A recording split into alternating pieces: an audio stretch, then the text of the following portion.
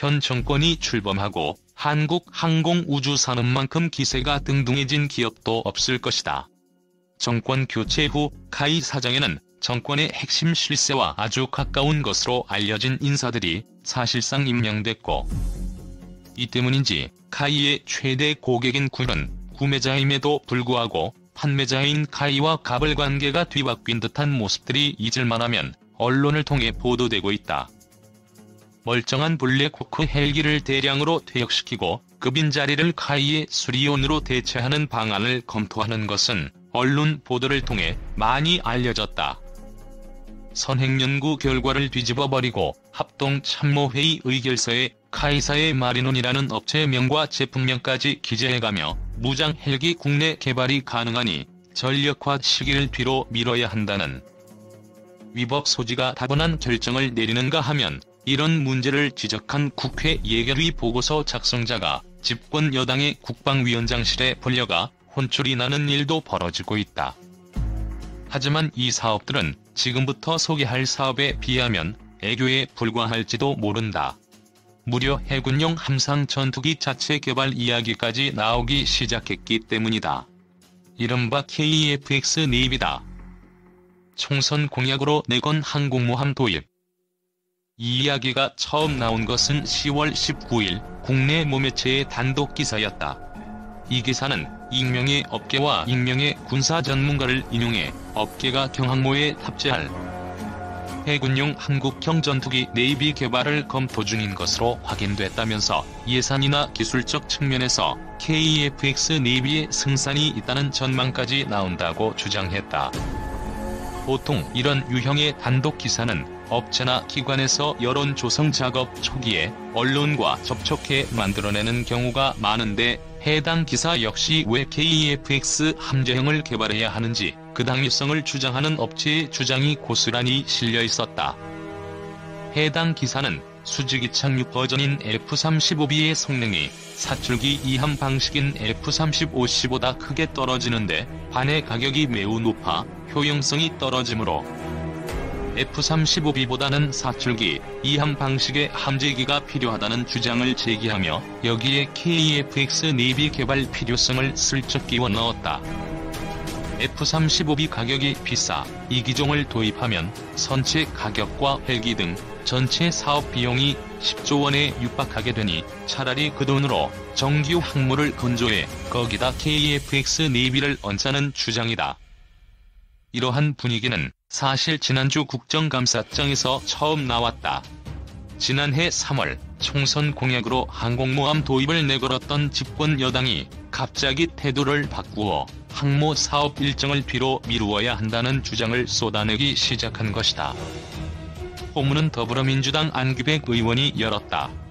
안 의원은 해군본부 국정감사에서 독도함의 운용 일수를 지적하며, 해군은 경항모나 한국형 구축함 등 무기체계에 늘릴 생각만 하지 말고 우리가 가진 전력을 100% 활용할 수 있는 방안을 연구하라며 해군의 항모 도입 조기 착수에 부정적인 입장을 드러냈다. 이어 같은 당사론 의원은 경항모가 시기상조라는 지적이 일리 있다고 생각하고 핵잠수함 쪽으로 먼저 방향을 잡는 게 옳은 방향이 아닌가 생각한다는 입장을 내놓았다. 야당에서도 작전상 경항모가 정말 필요한 것인지 제대로 확인해서 추진하라거나 F-35B 기종 도입 검토를 결정한 것이 부끄럽지 않느냐는 질타가 쏟아졌다. 정치권에 이러한 질타가 쏟아진 직후 누군지 모를 업계 관계자를 인용해 KF-X 네이비 개발 주장이 튀어나온 것은 그야말로 오비락이 아닐 수 없다. 육상기와 너무 다른 함재기. 그 업계는 KF-X가 2026년 개발이 완료되기 때문에 충분히 함재기 버전을 개발할 수 있다고 주장한다. 물론 이 주장에는 해군이 F-35B를 운용하는 STOV-1 방식의 항모를 포기하고 CATOBAR 방식의 정규 항모를 도입한다는 전제가 있지만 말이다. 사실 선체 형상을 STOVL에서 CATOBAR로 바꾸는 것은 큰 문제가 되지 않는다. 해군은 이미 4년 전 대우조선해양이 수행한 7만 톤급 CATOBAR 항공모함의 기술 검토 자료를 가지고 있다. 당시 대우조선해양은 선체 형성과 배치, 추진기간, 심지어 승조원 숫자와 인건비를 비롯해 건조비와 수명주기 비용까지 계산해놓고 있었기 때문에 해당 자료를 활용하면 선체 형상 변경 문제는 별 어려움 없이 해결할 수 있다. 문제는 함재기다. CATOBAR 방식의 항공모함이 도입할 수 있는 함재기는 F-35C와 FA-18F, 프랑스 에라팔 등이 고려될 수 있다. 그러나 6세대 전투기가 곧 나오는 마당에 FA-18F나 라팔과 같은 4.5세대 전투기를 도입할 이유가 없기 때문에 당연히 함재기는 F-35C가 되어야 하지만 여기에 뜬금없이 KF-X 네비라는 모델이 튀어나온 것이다.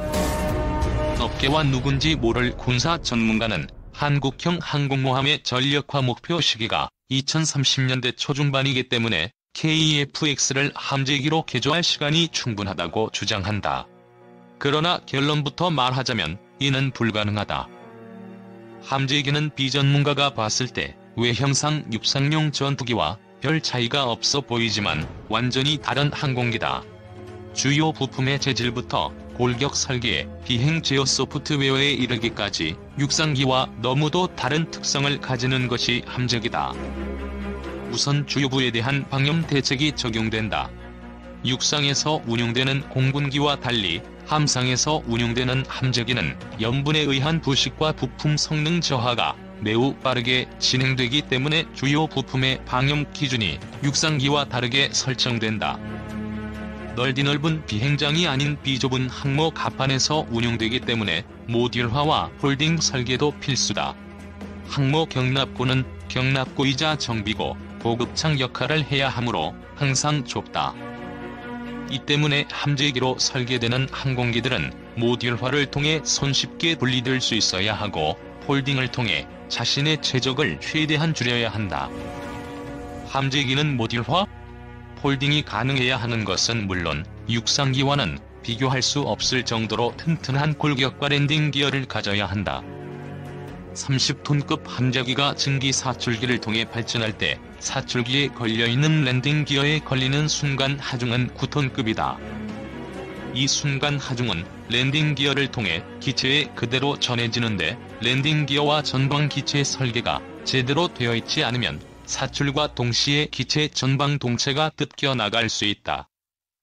이 때문에 함재기는 더 두껍고 튼튼한 랜딩 기어를 사용하며 기골 역시 육상용 항공기에 비해 더 튼튼하게 설계되어야 한다. 즉, 처음부터 함재기 전용을 고려하지 않고 설계된 KF-X를 함재기로 개조하려면 기골부터 동체 구조 설계를 완전 재설계에 가까운 수준에서부터 시작해야 한다. 그렇게 함재기 개조를 한다고 해서 문제가 끝나는 것이 아니다. 사출기와 강제 착함 장치도 만들어야 하고 이러한 장치들을 조합해 육상 실험도 충분히 거쳐야 한다. 우리가 F-35C와 미국의 EMALS를 구매한다면 미국이 이러한 실험과 운용요원 교육 훈련을 일정 부분 지원해 줄 수 있겠지만 함재기도 독자 개발하고 그 함재기에 맞는 사출기도 따로 개발한다면 모든 것을 우리가 스스로 해결해야 한다. 10년 안에 독자 개발? 사출 및 강제 착함 장치는 50년 넘는 CATOBAR 항모 건조 및 운용 경험을 가진 프랑스조차 미국제를 수입해 쓰고 있고 우리보다 항공 기술력에서 우위에 있는 중국조차 이 문제를 해결하는 데 40년 가까운 시간이 걸렸다. 중국은 1985년 호주의 퇴역 항모를 구매해 증기 사출기를 뜯어보며 CATOBAR 항모의 구조와 운용 방식, 기술적 특성에 대해 연구를 시작한 뒤 브라질 해군에게 큰돈을 주고 함재기 함상 운용 노하우를 배우는 한편 우한에 모형 항모를 만들어 놓고 이곳에서 10년 가까이 사출 및 회수 시스템에 대한 연구 개발을 수행해 최근 겨우 관련 개발 일정을 마쳤다. 그런데 이런 시스템을 10년 안에 독자 개발해 항모에 얹을 수 있다니 아연실색하지 않을 수 없다. 100번 양보해서 이 모든 것이 10년 안에 가능하다고 가정해도 문제다. KF-X는 기본적으로 4.5세대 전투기다. 이 전투기가 완성돼 배치되는 2030년대 중반이면 미국과 일본, 중국, 러시아가 6세대 전투기 양산을 시작할 시기다.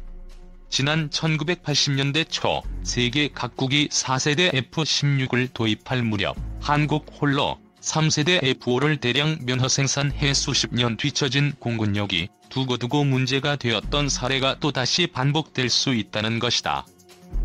성능만큼이나 가격도 큰 문제다.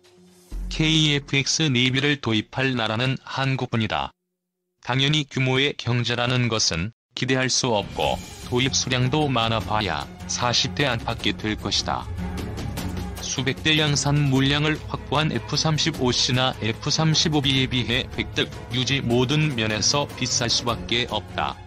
가격과 성능, 모든 면에서 합리적이지 못한 KF-X 내비 이야기가 나온 것은 오직 국산이라는 타이틀 때문이다. 어느 순간부터 우리 사회에서는 국산화 절대선이라는 인식이 팽배해져 있다. 물론 국산화를 통해 얻을 수 있는 이점도 많지만 과도한 국산화 요구는 외산에 대한 과도한 배격으로 이어지고 이로 인해 심각한 부작용이 발생할 수 있다는 사실을 우리는 수많은 국산 명품 무기의 실패를 통해 경험한 바 있다. 이 때문에 우리는 한국형 함재기라는 그럴싸한 국뽕 마케팅으로 고개를 들고 있는 KF-X 내비를 경계해야 한다. 항모와 전투기라는 천문학적인 예산과 시간을 잡아먹는 사업의 합리성이 결여된 국뽕이 접목되는 순간 막대한 혈세의 낭비와 안보 공백이 올 수 있다는 점을 잊어서는 안 된다.